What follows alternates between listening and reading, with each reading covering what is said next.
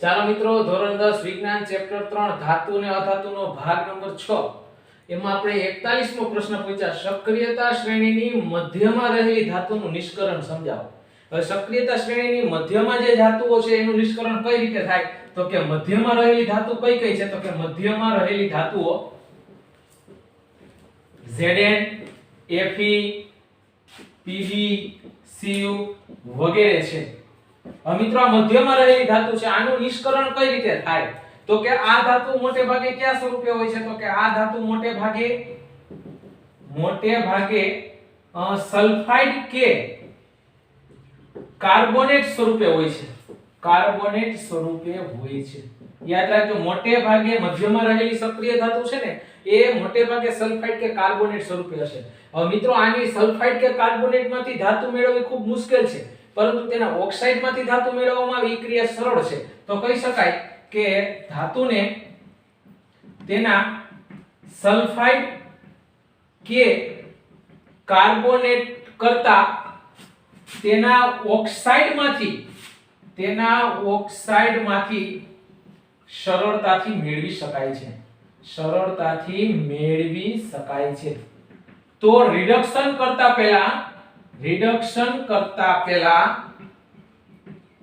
પહેલા સલ્ફાઇડ કે કાર્બોનેટના સ્વરૂપને ધાતુના ઓક્સાઇડમાં ફેરવવામાં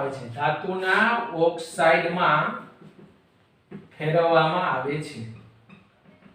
યાદ રાખજો, કોઈ પણ ધાતુને તેના સલ્ફાઇડ કે કાર્બોનેટમાંથી મેળવવું હોય ને, એ પ્રક્રિયા આખી અઘરી છે, પણ એના કરતા એના ઓક્સાઇડમાંથી મેળવવાની પ્રક્રિયા સરળ છે. એટલે રિડક્શન કરો ને, ઈ પહેલા સલ્ફાઇડ ને કાર્બોનેટના સ્વરૂપમાંથી તમારે બરાબર એના ઓક્સાઇડના સ્વરૂપમાં ફેરવવા. હવે ધાતુના ઓક્સાઇડ બની જાય, બરાબર છે, પછી એમાંથી ધાતુ મળી શકે. કઈ રીતે? તો કે જો સલ્ફાઇડના ઓક્સાઇડ કેમ બની તમને કહું. સલ્ફાઇડ યુક્ત કાચી ધાતુને, અયસ્ક જેને કહેવાય, કાચી ધાતુને ઉચ્ચ તાપમાને ગરમ કરવાથી SO2 વાયુ, SO2 એટલે કે સલ્ફર ડાયોક્સાઇડ વાયુ દૂર થઈ જે તે ધાતુના ઓક્સાઇડ મળે છે અથવા તો બને છે, જેને ભૂંજન પ્રક્રિયા કહેવાય. યાદ રાખવાનું છે, એનું નામ છે ભૂંજન, જેને ભૂંજન પ્રક્રિયા કહે છે. યાદ રાખજો, સલ્ફાઇડ યુક્ત કાચી ધાતુને ઉચ્ચ તાપમાને ગરમ કરશો એટલે એમાં SO2 વાયુ દૂર થઈ જશે, બરાબર છે, કારણ કે S હતો એટલે SO2 વાયુ દૂર અને એના ઓક્સાઇડ બની જશે, જેને ભૂંજન કહેવામાં આવે છે. એ જ રીતે કાર્બોનેટ યુક્ત કાચી ધાતુને ધીમે તાપમાને ગરમ કરવાથી CO2 વાયુ દૂર થાય. કયો વાયુ? CO2 એટલે કાર્બન ડાયોક્સાઇડ વાયુ દૂર થઈ જે તે ધાતુના ઓક્સાઇડ બને છે. જેને કેલ્સિનેશન પ્રક્રિયા કહેવાય. કહે છે. યાદ રાખજો, કેલ્સિનેશન પ્રક્રિયા અને ભૂંજન પ્રક્રિયા. ટૂંકો પ્રશ્ન, ભૂંજન પ્રક્રિયા દરમિયાન કયો વાયુ દૂર થાય? તો કે SO2, અને કેલ્સિનેશન પ્રક્રિયા દરમિયાન CO2 વાયુ દૂર થાય છે. તો મિત્રો, આપણે અહીંયા બરાબર છે ઝિંકના સલ્ફાઇડ અને કાર્બોનેટમાંથી આપણે ઝિંકના ઓક્સાઇડ મેળવવાના છે. તો બરાબર છે, ઝિંકના અયસ્કમાંથી ઝિંકના ઓક્સાઇડ મેળવીશું. ચાલો મિત્રો, આપણે ઝિંકના બરાબર છે અયસ્કની અંદરથી ઝિંકના ઓક્સાઇડ મેળવીએ. કઈ રીતે? તો કે જોઈએ, જો અહીંયા ધ્યાન, ભૂંજન પ્રક્રિયા જોઈએ. ભૂંજન પ્રક્રિયામાં જે તે ધાતુના સલ્ફાઇડ હશે, એટલે કે ઝિંકના સલ્ફાઇડ હશે, ZnS, બરાબર, એને ઓક્સિજનની હાજરીમાં લાંબો સમય સુધી ગરમ કરવાનો, એટલે ઓક્સિજન એટલે O2, લાંબો સમય સુધી ગરમ કરશો એટલે જે તે ધાતુના ઓક્સાઇડ બની જશે. જે તે ધાતુના ઓક્સાઇડ એટલે શું બની જશે? તો કે ZnO. કયો વાયુ દૂર થાય? તો કે SO2. મિત્રો, આને સંતુલિત કરવા માટે મેં તમને કાલે શીખવાડેલું હતું. સંતુલિત કરવા માટે ભૂંજનના નંબર યાદ રાખવાના. ભૂંજનના નંબર છે 23 22. સરળતાથી યાદ રહી જાય. આખા વિજ્ઞાનમાં 3 થી 4 નંબર આવશે, ભુંજનના નંબર આવ્યા 23 22. એ જ રીતે મિત્રો કેલ્સિનેશન જોઈએ. કેલ્સિનેશન એટલે જે તે ધાતુના કાર્બોનેટ હોય, ઝિંકના કાર્બોનેટ થાય ZnCO3 બરાબર, ડેલ્ટા એટલે ગરમ કહેવાય. એને ગરમ કરો. અહીંયા ઓક્સિજન હાજરીમાં લાંબો સમય સુધી ગરમ કરવાનું તો એટલે O2 ભેળું. અહીંયા ધીમા તાપમાને ગરમ કરવાનું છે એટલે ZnCO3 ખાલી ગરમ કરશો તો ZnO મળી જશે અને CO2 વાયુ દૂર થાય. મિત્રો જોઈ શકો આ સંતુલિત જ છે પ્રક્રિયા. તો આ રીતે સલ્ફાઇડ અને કાર્બોનેટમાંથી જે તે ધાતુના ઓક્સાઇડ બની ગયા. હવે જે તે ધાતુના ઓક્સાઇડનું રિડક્શન કાર્બન વડે કરવામાં આવે, કારણ કે મધ્યમાં રહેલી બરાબર છે, મધ્યમ સક્રિય ધાતુનું રિડક્શન આપણે કાર્બનના સળિયા વડે કરીએ છીએ. તો લખવાનું હવે ZnO નું કાર્બન એટલે કે C વડે રિડક્શન કરતા જે તે ધાતુ મળે છે. જોજી કઈ રીતે, તો કે ZnO C તો બરાબર શું થઈ ગયું, જે તે ધાતુ એટલે Zn અને CO છૂટું પડી ગયું. મિત્રો આ રીતે ઝિંક ધાતુ મેળવી શકાય. આ કાર્બન વડે રિડક્શન કર્યું કહેવાય. પણ ક્યારે, તો કે એના ઓક્સાઇડ બની જાય પછી. એવું જરૂરી નથી કે કાર્બન વડે જ રિડક્શન થાય કોઈ પણ ધાતુનું, બરાબર છે. અમુક ધાતુનું બરાબર કહી શકાય કે જે એ જરૂરી નથી કે કાર્બન વડે જ રિડક્શન થાય. પરંતુ સોડિયમ, કેલ્શિયમ, એલ્યુમિનિયમ જેવી સક્રિય ધાતુ સાથે પ્રક્રિયા કરીને રિડક્શન કરી શકાય. મિત્રો આપણે બરાબર આ કાર્બન વડે રિડક્શન કર્યું. હવે આપણે ઊંચી સક્રિય ધાતુ સોડિયમ, કેલ્શિયમ, એલ્યુમિનિયમ વડે રિડક્શન થાય. દાખલા તરીકે manganese dioxide MnO2, manganese dioxide નું રિડક્શન આપણે એલ્યુમિનિયમ વડે કરીએ તો શું થાય, તો કે આમાંથી મેંગેનીઝ ધાતુ છૂટી પડી જશે એટલે Mn, અને જે તે ધાતુના ઓક્સાઇડ બની જશે એટલે એલ્યુમિનિયમના ઓક્સાઇડ. એલ્યુમિનિયમના ઓક્સાઇડનું સૂત્ર આપણને આવડે છે. શું છે, તો કે Al2O3. ચાલો મિત્રો આને સંતુલિત કરીએ. કઈ રીતે સંતુલિત થાય, તો તમે જોઈ શકો છો અહીં O2 છે, અહીં O3 છે. હવે બરાબર બે ને કેટલા વડે ગુણો તો 3 તો કે ન થાય. તો મેં તમને કીધું હતું જ્યારે આ રીતે ન થાય ત્યારે આડાવાળા સહગુણક આપવા. આને 3 વડે ગુણાય, આને 2 વડે ગુણાય, આને 3 વડે ગુણી નાખો અને આને 2 વડે ગુણી નાખો. તો મિત્રો જોઈ શકો છો કેટલા ઓક્સિજન થયા, તો કે 3 દુ 6. જોઈ શકો 3 દુ 6. પણ એલ્યુમિનિયમ કેટલા થયા, તો કે 2 દુ 4. 4 એલ્યુમિનિયમ થયા. તો મિત્રો અહીં 4 કરવા માટે આપણે શું કરવું પડે, તો કે 4 વડે ગુણવા પડે. તો Mn કેટલા છે, તો કે Mn 3 છે, તો અહીં 3 વડે ગુણવા પડે. તો આ રીતે મેંગેનીઝ ધાતુ છૂટી પડી ગઈ. લ્યો તો તમે જોઈ શકો છો આ રીતે એલ્યુમિનિયમ સાથે પ્રક્રિયા કરવામાં આવે તો પણ ઓક્સાઇડની અંદરથી બરાબર છે ધાતુ મળી શકે છે. સંતુલિત કરતા આવડતું હોવું જોઈએ. તો મોસ્ટ ટાઈમથી પ્રશ્ન, સક્રિયતા શ્રેણીની મધ્યમાં રહેલી ધાતુનું બરાબર છે નિષ્કરણ કઈ રીતે થાય, તો કે મોટાભાગની ધાતુઓ બરાબર સલ્ફાઇડ કે કાર્બોનેટ સ્વરૂપે હશે. સલ્ફાઇડ અને કાર્બોનેટ ની અંદરથી બરાબર છે ધાતુ મેળવવા કરતા ધાતુના ઓક્સાઇડમાંથી ધાતુ ઝડપથી મળે છે. એટલે સલ્ફાઇડ યુક્ત કાચી ધાતુને તમે ઉચ્ચ તાપમાને ગરમ કરો એટલે એમાંથી SO2 વાયુ દૂર થઈ જશે અને બરાબર ભુંજન પ્રક્રિયા કહેવાય અને ધાતુનો ઓક્સાઇડ મળશે. એ જ રીતે કાર્બોનેટ યુક્ત શુદ્ધિવાળી ધાતુ હોય તો એનું કેલ્સિનેશન કરવામાં આવે તો CO2 વાયુ દૂર થશે અને જે તે ધાતુનો ઓક્સાઇડ મળી જશે. પછી આ ઓક્સાઇડનો બરાબર છે આ રીતે કાર્બનના સળિયા વડે રિડક્શન કરો તો જે તે ધાતુ મળે. એવું જરૂરી નથી કે બધી જ ધાતુનું કાર્બનના સળિયા વડે જ રિડક્શન થાય. બરાબર છે. સોડિયમ, કેલ્શિયમ, એલ્યુમિનિયમ જેવી સક્રિય ધાતુના પાવડર સાથે પણ પ્રક્રિયા થઈ શકે. તો આપણે મેંગેનીઝ ડાયોક્સાઇડનું એલ્યુમિનિયમના પાવડર સાથે પ્રોસેસ કરી તો મેંગેનીઝ ધાતુ છૂટી પડી ગઈ. એલ્યુમિનિયમના ઓક્સાઇડ બની ગયા. એનું સૂત્ર આપણને આવડે છે Al2O3. પછી સંતુલિત કેમ કરવું ખબર છે, સહગુણક સરખા કરીને. તો મોસ્ટ આઈએમપી પ્રશ્ન મિત્રો 41મો તમારે લખીને પાકું કરવાનું છે. એના પછી 42મો પ્રશ્ન થર્મિક પ્રક્રિયા સમજો. આઈએમપી પ્રશ્ન છે. બરાબર. થર્મિક પ્રક્રિયા કોને કહેવાય, તો કે આપણે વિસ્થાપન પ્રક્રિયા જોઈ ગયા. વધુ સક્રિય તત્વો હોય ને ઓછા સક્રિય તત્વોને તેના સંયોજનમાંથી અલગ કરી નાખે છે. એને આપણે વિસ્થાપન પ્રક્રિયા કહે છે. અને જ્યારે વિસ્થાપન પ્રક્રિયા થાય ત્યારે ઉષ્મા છૂટી પડે એટલે ઉષ્માક્ષેપક પ્રક્રિયા કહેવાય. અને ઉષ્માક્ષેપક પ્રક્રિયા થઈ ત્યારે જે તે ધાતુ પીગાડેલા સ્વરૂપે જોવા મળશે એટલે કે ઓગાળેલા સ્વરૂપે, જેને થર્મિક પ્રક્રિયા પણ કહેવામાં આવે છે. તો શું લખાય વ્યાખ્યા, તો લખાય આ રીતે: વધુ સક્રિય તત્વ ઓછા સક્રિય તત્વને તેના સંયોજનમાંથી ધાતુ સ્વરૂપે છૂટું પાડે છે. ધાતુ સ્વરૂપે છૂટી પાડે છે, જેને વિસ્થાપન પ્રક્રિયા કહે છે, જેને વિસ્થાપન પ્રક્રિયા કહે છે. અને વિસ્થાપન પ્રક્રિયા એ ઉષ્માક્ષેપક પ્રક્રિયા છે. ઉષ્માક્ષેપક પ્રક્રિયા છે. આ ઉષ્માક્ષેપક પ્રક્રિયા હોય, બરાબર છે, એટલે જે ધાતુ મળશે એ પીગાળેલા સ્વરૂપમાં મળશે. એટલે જે તે ધાતુ પીગાળેલા સ્વરૂપે જોવા મળે છે. જેને થર્મિટ પ્રક્રિયા કહેવાય. કહે છે. મિત્રો કઈ પ્રક્રિયા કહેવાય ને? થર્મિટ પ્રક્રિયા. શા માટે થર્મિટ પ્રક્રિયા કહેવાય? તો કે બરાબર છે, એ જે તે ધાતુ મળશે તમને પીગાળેલા સ્વરૂપે જોવા મળશે, એટલે એને થર્મિટ પ્રક્રિયા તરીકે ઓળખવામાં આવે છે. આપણે એક ઉદાહરણ જોઈએ કે Fe2O3 એટલે કે ફેરિક ઓક્સાઇડ જેને કહેવાય, આયર્નના ઓક્સાઇડ, Fe2O3 ની તેના કરતા વધુ સક્રિય ધાતુ એલ્યુમિનિયમ સાથે પ્રક્રિયા કરતા Fe પીગાળેલા સ્વરૂપે જોવા મળે છે, જે થર્મિટ પ્રક્રિયા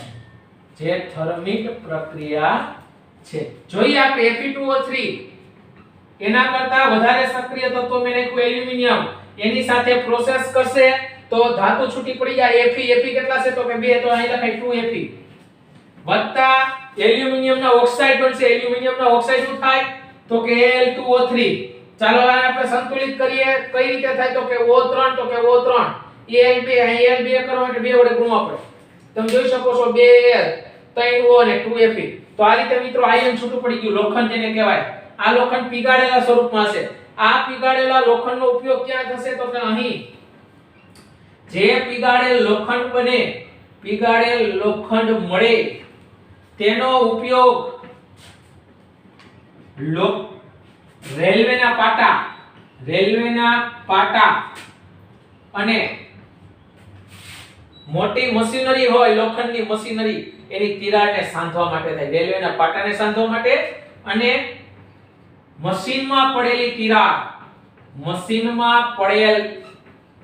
તિરાડને સાંધવા માટે થાય છે. તમે મિત્રો જોઈ શકો છો આ પ્રશ્નની અંદર એમાં આકૃતિ આપેલી છે, દોરવાની રીત સમજવા માટે છે કે એમાં એક ભાઈ છે થર્મિક પ્રક્રિયાનો ઉપયોગ રેલવેના પાટાને જોડવા માટે કરે છે. રેલવેના પાટાને જોડવા માટેનું કામ થાય. મોટી મશીનરીમાં લોખંડમાં તિરાડ પડી ગઈ તો એના માટે કામ થાય. તો થર્મિક પ્રક્રિયાનો ઉપયોગ સમજાવો તો આ બે ઉપયોગ. થર્મિક પ્રક્રિયા એટલે શું? તો કે વધુ સક્રિય તત્વો ઓછા સક્રિય તત્વોને તેના સંયોજનમાંથી છૂટી પાડી નાખે, એને આપણે વિસ્થાપન કહીએ છીએ. અને વિસ્થાપન પ્રક્રિયા એક પ્રકારની ઉષ્માક્ષેપક પ્રક્રિયા છે. એને કારણે જે તે ધાતુ મળે ને પીગાળેલા સ્વરૂપે, પ્રવાહી સ્વરૂપે જોવા મળે, એને થર્મિક પ્રક્રિયા કહેવાય. ટૂંકમાં પ્રવાહી સ્વરૂપે જોવા મળે ને થર્મિક પ્રક્રિયા. તો Fe2O3 ની એના કરતા આપણે વધુ સક્રિય ધાતુ એલ્યુમિનિયમ સાથે પ્રક્રિયા કરી તો Fe પીગાળેલા સ્વરૂપે જોવા મળી. આ Fe નો ઉપયોગ રેલવેના પાટાને જોડવા માટે અને મશીનમાં પડેલી તિરાડને સાંધવા માટે એટલે જોડવા માટે થાય છે. તો મોસ્ટ આઈએમપી પ્રશ્ન થર્મિક પ્રક્રિયા એટલે શું? ચાલો એના પછી પ્રશ્ન 43, સક્રિયતા શ્રેણીની ટોચ ઉપર રહેલી ધાતુનું નિષ્કરણ. મિત્રો ટોચ ઉપર ધાતુ હોય ને સૌથી વધુ સક્રિય ધાતુ હોય છે. તો બરાબર એનું રિડક્શન કઈ રીતે થાય નિષ્કરણ? તો કે ટોચ ઉપર રહેલ ધાતુઓની સક્રિયતા સૌથી ઊંચી હોય છે. ઊંચી સક્રિયતા ધરાવતા તત્વોનું રિડક્શન કાર્બન વડે થશે નહીં, કારણ કે તે કાર્બન કરતા ઓક્સિજન પ્રત્યે વધારે આકર્ષણ ધરાવે છે. એટલા માટે એનું વિદ્યુત વિભાજ્ય રિડક્શન કરવામાં આવશે. તો કહી શકાય કે ઊંચા સક્રિય તત્વ નું રિડક્શન કાર્બન વડે થતું નથી, કારણ કે તે કાર્બન કરતા ઓક્સિજન પ્રત્યે વધુ આકર્ષણ ધરાવે છે.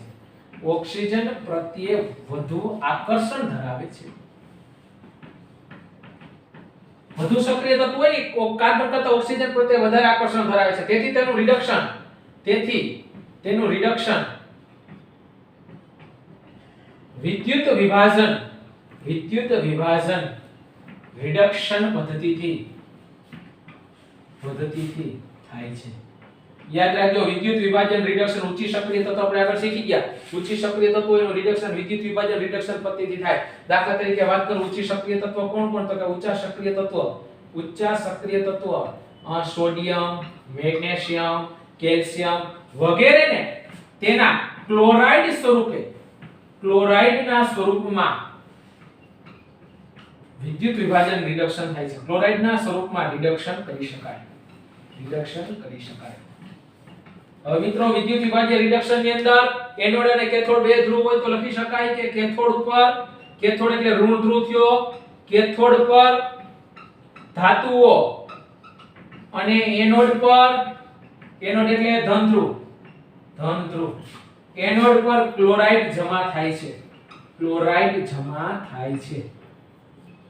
મિત્રો બરાબર કેથોડ ઉપર એટલે કે કેથોડ એ ઋણ ધ્રુવ કહેવાય, એના ઉપર ધાતુ એટલે માનો કે આપણે સોડિયમ નું કરીએ બરાબર છે, તો આ રીતે કેથોડ અને એનોડ ના સમીકરણ લખી. કેથોડ અને એનોડ, કેથોડ ઉપર સોડિયમ ધાતુ જમા થશે, સોડિયમ એટલે એને પ્લસ, કારણ કે સોડિયમ એક મેળવશે એટલે આ રીતે થઈ ગયું. એને આ સમીકરણ યાદ રાખવાના છે. એનોડ ઉપર ક્લોરીન જમા થશે, ક્લોરીન હંમેશા Cl2 સ્વરૂપે એટલે આપણે 2Cl માઈનસ લેવા પડશે એટલે Cl2 + 2 ઇલેક્ટ્રોન. મિત્રો આ બંનેના સમીકરણ ખાસ યાદ રાખવાના છે. એનોડ અને કેથોડ, કેથોડ ઉપર ધાતુ જમા થશે એટલે કે સોડિયમ ધાતુ જમા થશે, સોડિયમ એને પ્લસ 1 ઇલેક્ટ્રોન મેળવીને એને થઈ જતું છે 2Cl માઈનસ, કારણ કે હુંકામે Cl હંમેશા દ્વિપરમાણુ સ્વરૂપે હોય એટલે 2Cl માઈનસ લેવા પડે, ક્લોરીન એક મેળવે છે એટલે ઋણ ધ્રુવ ધરાવે. તો આ રીતે કેથોડ અને એનોડના સમીકરણ. આ જ રીતે મિત્રો Al2O3 નું પણ વિદ્યુત વિભાજન રિડક્શન કરી શકાય છે. મિત્રો હવે આ પ્રશ્ન અત્યારે આપણે જોવાનો નથી, અગાઉ આવતો એટલે હોલ હેરાલ્ડ પદ્ધતિથી બરાબર Al2O3 નું રિડક્શન થાય. કઈ પદ્ધતિથી? વધારાની માહિતી છે હોલ હેરાલ્ડ પદ્ધતિ. એનાથી Al2O3 નું રિડક્શન કરવામાં આવે છે, પણ અત્યારે જોવાનું નથી, ખાલી સમજવાનું છે. તો ટોચ ઉપર જે ધાતુ હોય એનું રિડક્શન કાર્બન વડે નહીં થાય, કારણ કે કાર્બન કરતા ઓક્સિજન પ્રત્યે વધારે આકર્ષણ ધરાવે છે. એટલા માટે સોડિયમ, મેગ્નેશિયમ, કેલ્શિયમ વગેરેને તેના ક્લોરાઇડ સ્વરૂપમાં રિડક્શન કરી શકાય છે. કેથોડ એટલે કે ઋણ ધ્રુવ પર ધાતુ જમા થશે અને એનોડ ઉપર ક્લોરીન જમા થશે. આ એના સમીકરણ ખાસ યાદ રાખવાના છે. એ જ રીતે આપણે Al2O3 નું પણ રિડક્શન વિદ્યુત વિભાજન રિડક્શન તે કરી શકાય છે અને હોલ હેરાલ્ડ પદ્ધતિ તરીકે ઓળખવામાં આવે છે. એના પછી નેક્સ્ટ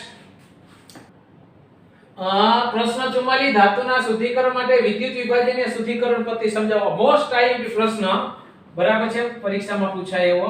હવે તમે કાચી ધાતુ અયસ્કમાંથી જે ધાતુ મેળવો ને અશુદ્ધ હોય, શુદ્ધ ન હોય, એને શુદ્ધ સ્વરૂપે મેળવવું હોય ને તો તમારે વિદ્યુત વિભાજનીય શુદ્ધિકરણ પદ્ધતિનો ઉપયોગ કરવો પડે. તો લખાય કાચી ધાતુમાંથી જે ધાતુ મળે છે તે અશુદ્ધ સ્વરૂપે હોય છે. તેના શુદ્ધિકરણ માટે વિદ્યુત વિભાજનીય શુદ્ધિકરણ પદ્ધતિ વપરાય છે. બરાબર છે. તો આપણા આવી કોની બરાબર કાચી ધાતુનું આપણે શુદ્ધિકરણ કરી શકશી તો કે કોપર છે, બરાબર, ઝિંક છે, નિકલ છે, સિલ્વર છે, ગોલ્ડ છે વગેરેનું શુદ્ધિકરણ વિદ્યુત વિભાજન શુદ્ધિકરણ પદ્ધતિથી થઈ શકે છે. હવે એમાં શું લેવાનું હોય તમને કહી દો. એની અંદર બરાબર એનોડ તરીકે અશુદ્ધ ધાતુનો સળિયો યાદ રાખવાનું છે, જેમાં એનોડ તરીકે અશુદ્ધ ધાતુનો સળિયો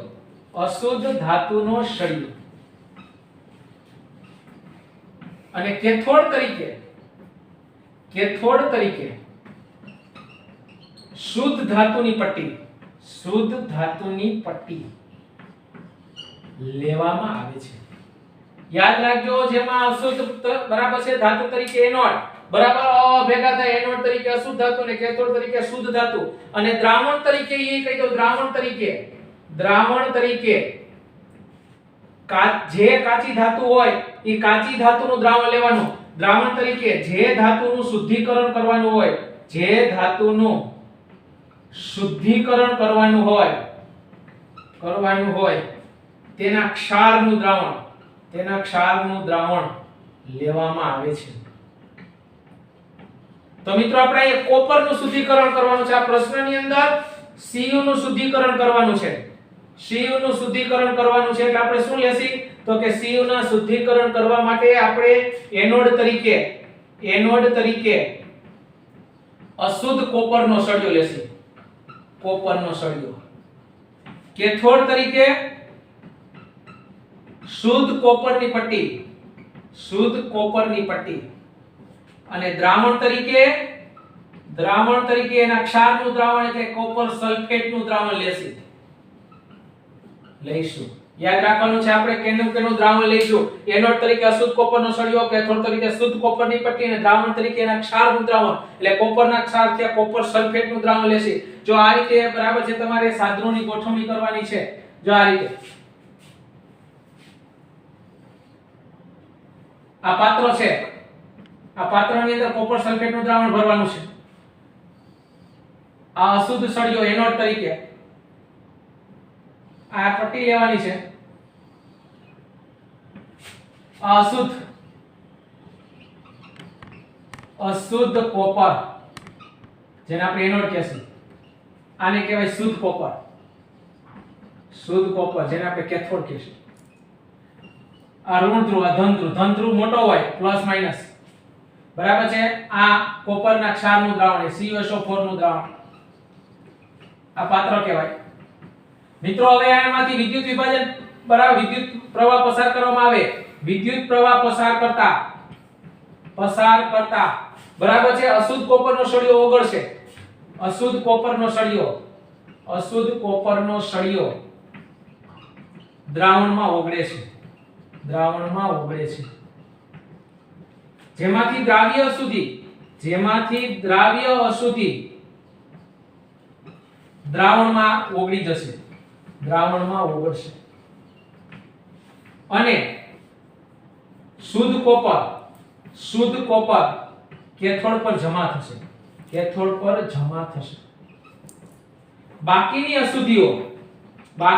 અદ્રાવ્ય અશુદ્ધિ જેવી કે ગોલ્ડ, પ્લેટિનમ વગેરે કાદવ રૂપે એટલે કે નિક્ષેપિત અવસ્થામાં એનોડ ધ્રુવની નીચે જમા થાય છે જેને એનોડ પંક કહે છે. યાદ રાખજો જેને એનોડ પંક કહેવાય. જો આ રીતે થશે, જો અદ્રાવ્ય અશુદ્ધિ હશે ને અહીં જમા થશે. જો અહીં એનોડની નીચે આની અંદરથી આમ જશે Cu+2, આની અંદરથી Cu+2 આમ જશે. જે ઓગળશે દ્રાવ્ય અશુદ્ધિ સ્વરૂપે આમાં ઓગળી જશે એટલું જ આના ઉપર જમા થશે. એટલે એક સમય એવો આવશે એનોડનો સળિયો ખવાઈ જશે. જો એના સમીકરણ આમ લખાય. એનોડ નું સમીકરણ અને કેથોડના સમીકરણ. એનોડ એટલે Cu. તો આ રીતે થાય Cu હતું Cu+2 બે ઇલેક્ટ્રોન ગુમાવે 2 ઇલેક્ટ્રોન. જો આમાંથી Cu+2 છૂટા પડ્યા. આ Cu હતું ને અશુદ્ધ હતું. હવે કેથોડ ઉપર જમા થશે કોણ તો કે Cu+2 ઇલેક્ટ્રોન. તો આ Cu મળશે મિત્રો એ શુદ્ધ Cu હશે. તો તમે જોઈ શકો છો એની કુલ પ્રક્રિયા શું થશે તો કુલ પ્રક્રિયા આ રીતે થશે. Cu માંથી Cu પણ આ Cu અશુદ્ધ એમાંથી Cu શુદ્ધ. મોસ્ટ IMP કોપરનું વિદ્યુત વિભાજન એનોડ ઉપરથી કોપર આ રીતે છૂટું પડશે બરાબર અને જેટલું ઓગળશે એટલા પ્રમાણમાં કેથોડ ઉપર જમા થશે. અને જે ઓગળતું નહીં હોય જે ધાતુ ગોલ્ડ છે પ્લેટિનમ છે ન ઓગળે એ એનોડની નીચે જમા થશે જેને એનોડિક પંક કહેવાય. તો મિત્રો આપણે આ કોપર ધાતુનું શુદ્ધિકરણ જોયું. તો એનોડ પ્રક્રિયા, કેથોડ પ્રક્રિયા અને કુલ પ્રક્રિયા ત્રણ સમીકરણ તમારે લખવાના છે. તો મોસ્ટ IMP પ્રશ્ન પહેલેથી 44મો કાચી ધાતુમાંથી જે ધાતુ મળે છે એ અશુદ્ધ સ્વરૂપે હોય છે. શુદ્ધ સ્વરૂપે મેળવવા માટે બરાબર વિદ્યુત વિભાજન શુદ્ધિકરણ પદ્ધતિનો ઉપયોગ કરાય. આ પદ્ધતિમાં એનોડ તરીકે અશુદ્ધ ધાતુનો સળિયો અને કેથોડ ધાતુ તરીકે શુદ્ધ ધાતુની પટ્ટી લેવામાં આવે છે અને દ્રાવણ તરીકે જે તે ધાતુ એના ક્ષારનો ઉપયોગ કરવામાં આવે છે. તો આપણે અહીં કોપરનું શુદ્ધિકરણ જોવાનું છે. તો એનોડ તરીકે અશુદ્ધ કોપરનો સળિયો લેશી, શુદ્ધ ધાતુ તરીકે કેથોડ તરીકે શુદ્ધ કોપરની પટ્ટી લેશી અને દ્રાવણ તરીકે CuSO4 નું દ્રાવણ લેશી. આ રીતે આકૃતિમાં દર્શાવ્યા મુજબ સાધનોની ગોઠવણી કરવાની છે, પછી એમાં વિદ્યુત પ્રવાહ પસાર કરવાનો છે. તો એનોડ ધીરે ધીરે ઓગળતો જશે. ક્યાં ઓગળશે? તો કે દ્રાવણમાં ઓગળશે. એટલા જ પ્રમાણમાં ધાતુ કેથોડ ઉપર જમા થશે. જે ધાતુ ઓગળશે નહીં એ એનોડની નીચે કાદવ રૂપે જમા થશે. કોણ? તો કે ગોલ્ડ અને પ્લેટિનમ જેવી કિંમતી ધાતુ, જેને એનોડિક પંખ કહેવાય. અને આ રીતે એનોડનું સમીકરણ લખવાનું છે Cu, અને આ રીતે કેથોડનું નીચે કુલ પ્રક્રિયા કરી લખવાનું છે. મિત્રો સમીકરણ ખાસ આ પ્રક્રિયાની અંદર આકૃતિ અને સમીકરણ લખવાના છે. તો મોસ્ટ એમ્પી પ્રશ્ન બરાબર છે. તો આ ભાગના જેટલા પ્રશ્ન લખીને પાકા કરવાના છે.